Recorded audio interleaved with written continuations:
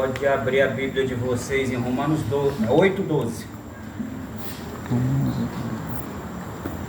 Mas antes de começar a palavra, me permita fazer uma breve, sincera e curta oração por cada um de vocês.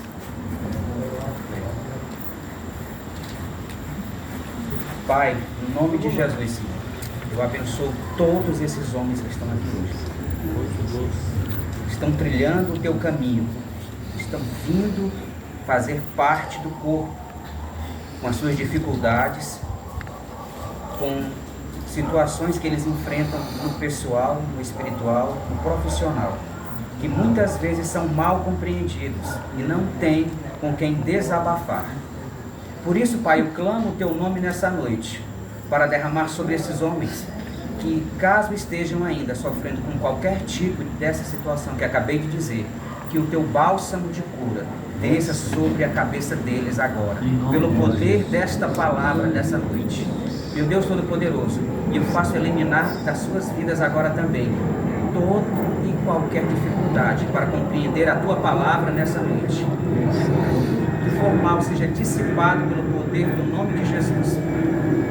Que nessa noite possamos aproveitar o máximo desta palavra, para que não seja apenas, meu Deus, um amontoado de palavras, que não seja apenas, Deus Todo-Poderoso, um homem que resolveu escrever algo numa folha, num papel e uma caneta, mas que seja o poder genuíno da tua palavra sendo verbalizado nessa noite. Que assim aconteça, para que cada um de nós possa de verdade estar na tua presença e aproveitar ao máximo possível a tua palavra dessa noite. Amém. Amém. Amém. Romanos 8:12.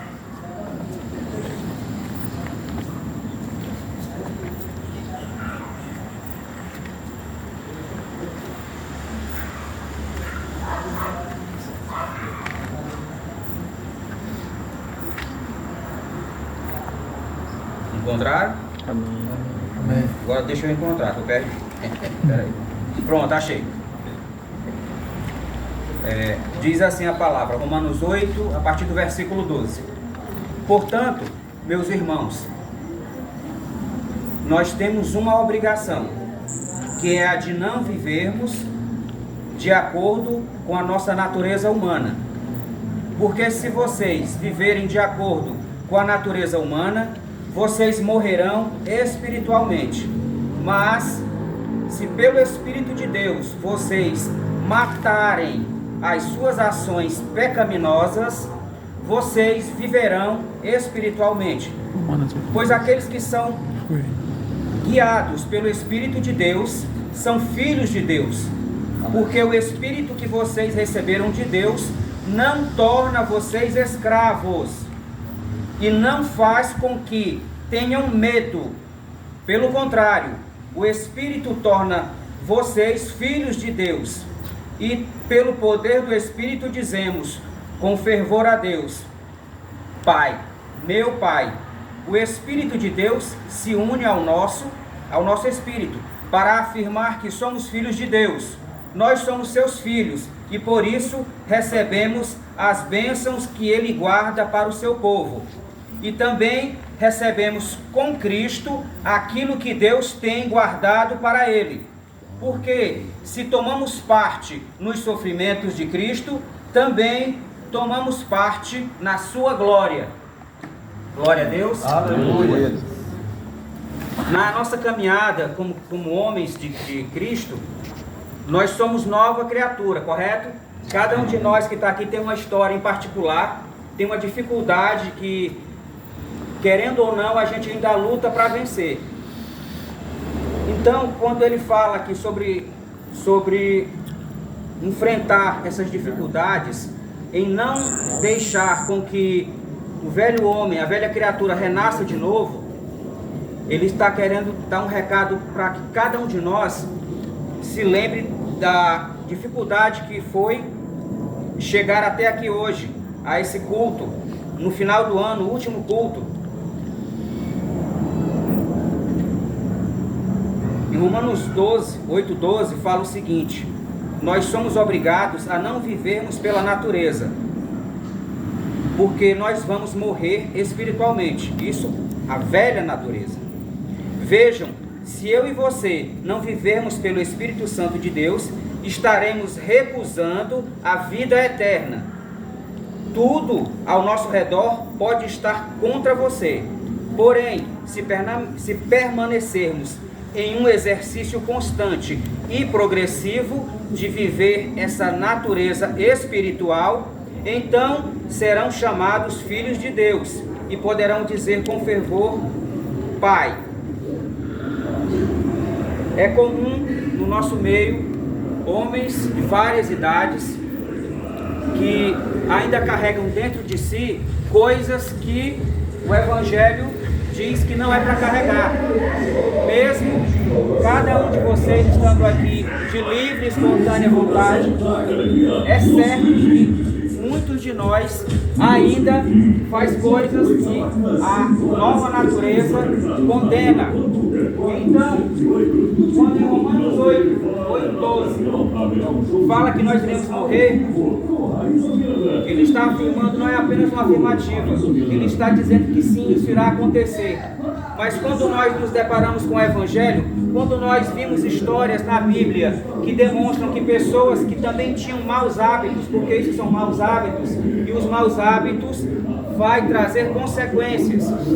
Na Bíblia existem vários exemplos de maus hábitos, de personagens que, enquanto estavam com esses maus hábitos, eles não tinham ainda a vivência de estar com Cristo 100%, porque ainda carregavam dentro de si essa dificuldade, essa coisa que muitos de nós ainda estamos. Eu me lembro que quando estava o povo de Israel no deserto, eles tiveram saudades do Egito, eles quiseram voltar. Isto era um mau hábito que ainda estava dentro deles. Eles se lembravam das comidas que tinham ainda no Egito. Mesmo Deus se mostrando a eles de várias maneiras, com vários milagres todos os dias. Nós temos 3 exemplos de pessoas, de personagens bíblicos que tinham esses maus hábitos. Um deles era o filho pródigo. Ele tinha tudo em suas mãos. O pai era rico, dono de fazenda. Ele tinha mais um irmão, mas ele não se contentou em estar na presença do pai. Ele foi extremamente egoísta. Ele pediu a sua parte e foi de encontro ao mundo. O que estava dentro dele era um sentimento de ingratidão. Nós, como homens de Deus, nós não podemos nos portar dessa maneira, porque o Cristo Jesus, ele sofreu na cruz os nossos pecados. Ele deixou lá na cruz, ele disse, quando ele estava na cruz, ele disse aquela frase: tetelestai, tudo está consumado. Quando nós vemos aquele homem que não tinha pecados na cruz, que recebeu o castigo, a humilhação, que só ele podia suportar, nós temos que olhar para ele e dizer: a minha dificuldade pode ser vencida dia a dia, mediante a palavra de Deus. Nós, homens que estamos aqui hoje, nós temos uma obrigação, porque nós somos o sacerdote do lar, nós somos profetas do Senhor. Deus colocou o homem na terra para ser o cabeça. Quando eu e você ainda temos dificuldades, ainda temos coisas a consertar e não ligamos para isso, como nós não ligamos para isso? Quando eu deixo de fazer o meu devocional, quando eu deixo de orar, quando eu deixo de jejuar, quando eu deixo de vir aos cultos, quando eu deixo de responder uma simples pergunta para a esposa, para os filhos, para um colega, para um pastor, e respondo grosseiramente e não me importo, isso é um sinal de alerta que essa dificuldade está crescendo e pode tomar dimensões que pode te trazer sérias consequências. Quando nós vemos esses personagens que estavam na Bíblia passando por situações difíceis, nós temos que aprender várias coisas com eles. Primeiro, nós temos que se colocar no lugar deles e não fracassar como eles fracassaram temporariamente. Porque depois de algumas coisas que aconteceram em suas vidas, eles reveram a sua situação, eles mudaram de opinião. Eles disseram que não estavam felizes daquela maneira e precisavam mudar. Às vezes nós estamos lendo a Bíblia, estamos indo aos cultos, estamos orando, estamos jejuando, mas ainda existem raízes que precisam ser cortadas. Ainda existem causas que precisam ser colocadas no papel para que vocês vençam essas dificuldades. É comum homens de Deus que oram, que jejum, que estão à frente até de alguns ministérios ou departamentos, são extremamente hostis, grosseiros, não só na igreja, mas em casa, com os filhos, com a esposa. Por que eu estou tocando nesse assunto? Porque é uma realidade. Hoje, se você for perguntar para as esposas, estou falando de uma maneira geral, não estou restringindo aqui a igreja 100, de uma maneira geral. Se você for perguntar, existem homens que são extremamente grosseiros e acham que estão agradando a Deus, dão a paz do Senhor aos outros irmãos, mas em casa a conversa é outra. O filho pródigo, ele teve que passar por várias situações constrangedoras, até mesmo fome, para que a sua consciência pudesse ser limpa e pudesse enxergar a real situação em que ele se encontrava. Então este homem, que era tratado como príncipe em casa, ele voltou, já mudado. Nós temos que ser como ele foi aqui. Ele passou por um processo, e nesse processo ele obteve vitória no final, porque ele foi para casa, foi recebido pelo pai, recebeu vestes, calçados, foi reintegrado à família. Mas nós, como cristãos hoje, nós temos sim nos ajoelhar, orar, pedir a Deus forças para que essas dificuldades, essas situações que ainda o velho homem quer reinar nas nossas vidas, não possa crescer e tomar dimensões que são capazes de destruir uma família inteira, um lar inteiro. Quando nós estamos falando desse jovem, ele voltou e terminou tudo bem. Mas existe também uma outra personagem, a mulher samaritana do poço de Jacó. Quando Jesus a encontrou no poço, ela jamais esperava encontrar o Cristo, o Messias, o Senhor das nações. Mas ali ele estava esperando por ela, para que pudesse mudar a sua vida, mudar o seu cotidiano, fazer com que aquela mulher viesse a mudar os seus maus hábitos pecaminosos. Ela ficou surpresa quando o encontrou e ele contou parte de sua vida, a parte em que ela precisava mudar.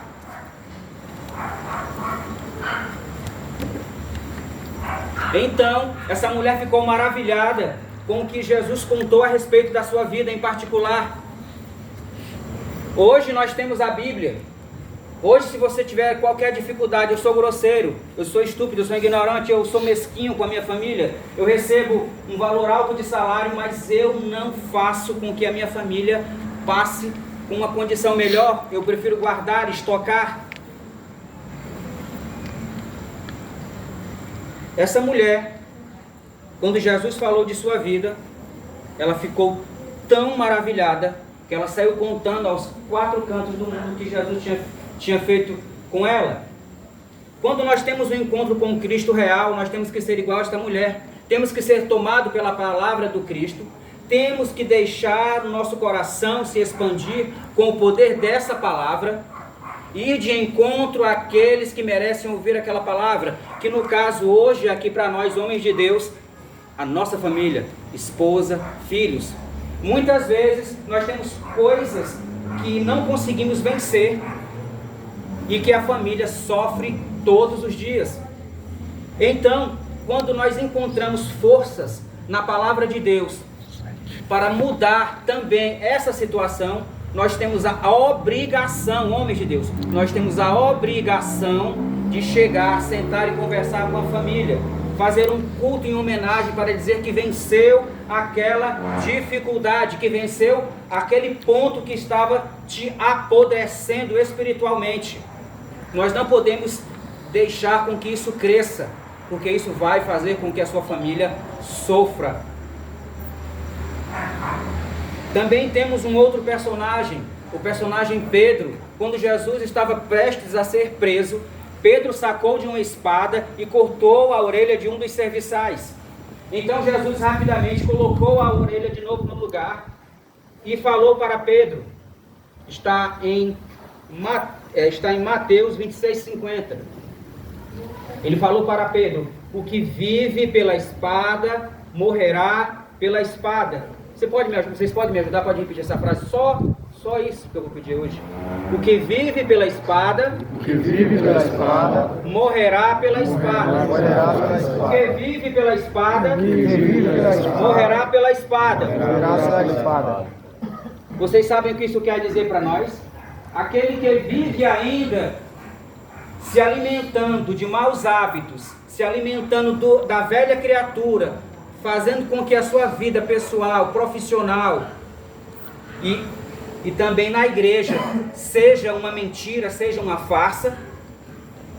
A palavra diz que aquele que vive pela espada, morrerá pela espada. Então, se nós não nos livrarmos disso rapidamente, nós iremos sucumbir diante das nossas próprias decisões. Não adianta estarmos aqui reunidos hoje, finalizando um ciclo em uma igreja e ainda estarmos com isso incutidos dentro de nós, crescendo dia após dia, e não termos a coragem de dizer: eu preciso de ajuda, e não procurar ajuda na igreja. Não adianta nós estarmos aqui hoje nessa celebração tão bonita. Vejam, quando terminar aqui essa pequena pregação, nós vamos nos alimentar. Mas se nós não vencermos isso hoje, eu estou falando hoje, não é amanhã. Se nós não vencermos isso hoje, aqui e agora, diante de Deus, nós estamos pecando, iremos nos alimentar ainda com um sabor amargo de fazer sofrer a nossa família, de fazer sofrer a vocês mesmos, caso algum de vocês esteja nessa situação. Não nos adianta estar fazendo isso, porque estaremos mascarando uma ferida que está aumentando e que pode necrosar o seu corpo. Nós temos sim que ser humildes e pedir ajuda. O que vive pela espada, morrerá pela espada. É muito forte quando nós ouvimos isso, mas se torna mais forte ainda se isso está acontecendo na nossa vida. O que não controla a sua natureza, esse morrerá. Agora a nossa natureza em Cristo tem que prevalecer em todas as situações da nossa vida. O pecado, que muitas vezes insiste em nos confrontar, não pode vencer esta batalha. Por isso a nossa natureza espiritual se faz necessário estar em plena atividade, para assim sermos guiados pelo Espírito de Deus. A vida e a morte dependem das nossas ações. No entanto, se em nossas reações fazemos o contrário, já estamos mortos espiritualmente, sendo apenas marionetes nas mãos do diabo. Para que isso não aconteça, é fundamental estarmos obedecendo a nossa nova natureza em Cristo. Vocês viram que ao longo dessa pequena reflexão que eu trouxe para vocês, que o que fica bem claro aqui é a dependência do homem para com Deus. É uma dificuldade que nós temos, que só pode ser vencida com a humildade e a oração. Se nós deixarmos de lado esses pequenos detalhes, nós iremos sucumbir diante de qualquer uma dessas situações aqui. Estes personagens em particular, eles passaram por graves situações para que eles se voltassem para Deus, para que eles reconhecessem que precisam de ajuda e que encontraram em Deus essa vitória. Nós hoje, como homens de Deus, nós temos essa possibilidade, esta chance. Ela está a um passo de cada um de nós. Basta apenas nós nos dirigirmos a Deus e Ele fará tudo acontecer. Se cada um de nós disser para si mesmo que está precisando dessa ajuda hoje, que está necessitado, que está com uma ferida, que está com uma dificuldade, que está buscando ajuda, mas que está que está tão fraco que não tem como reagir, acreditem, se esses três personagens bíblicos encontraram vitória, Eu e você podemos encontrar isso na palavra de Deus. Glória ao teu nome, Senhor. Então, meus irmãos, fiquem com essa palavra, curta, pequena, mas eu creio que foi uma palavra que trouxe esclarecimento para cada um de nós. E eu encerro aqui desejando que cada um de vocês, homens de Deus, que está aqui há pouco tempo com Cristo, ou que já está há muito tempo nas mãos de Deus, dizendo que nós somos falhos sim, nós erramos sim, mas se nós mantivermos os nossos pés firmes no rumo correto, que é Cristo, e não olharmos nem para a direita nem para a esquerda. Por que isso? Porque no momento que eu olho para o meu irmão, eu me decepciono. No momento que eu olho para o meu pastor, eu posso me decepcionar. Mas no momento em que eu olho para o Cristo, aí sim eu sigo meus passos firmes, fortes, decisivos de vitória. E é isso que eu desejo para cada um de vocês nessa noite. Amém. Que cada passo, que cada decisão de vocês sejam guiados pelo poder da palavra de Deus. Amém. Que cada coisa que vocês fizerem, que cada negócio que vocês forem fechar, onde vocês estiverem, que ali a mão de Deus esteja sobre a cabeça de cada um de vocês.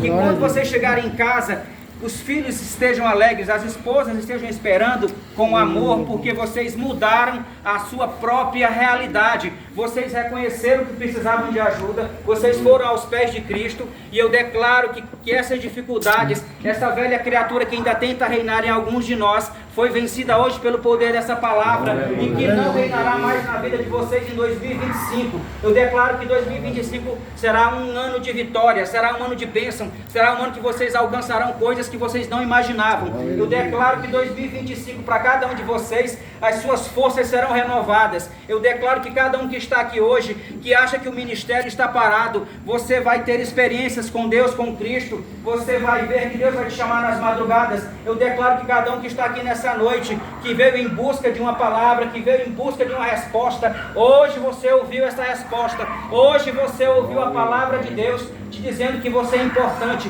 te dizendo que existe sim uma resposta para cada indagação sua nessa vida. Então eu deixo essa palavra para vocês pelo poder do nome de Jesus, e que fiquem em paz. E eu te agradeço, Pai, no nome de Jesus, por mais uma rica e oportunidade da tua palavra nesse lugar. Amém, Senhor. Glória a Deus.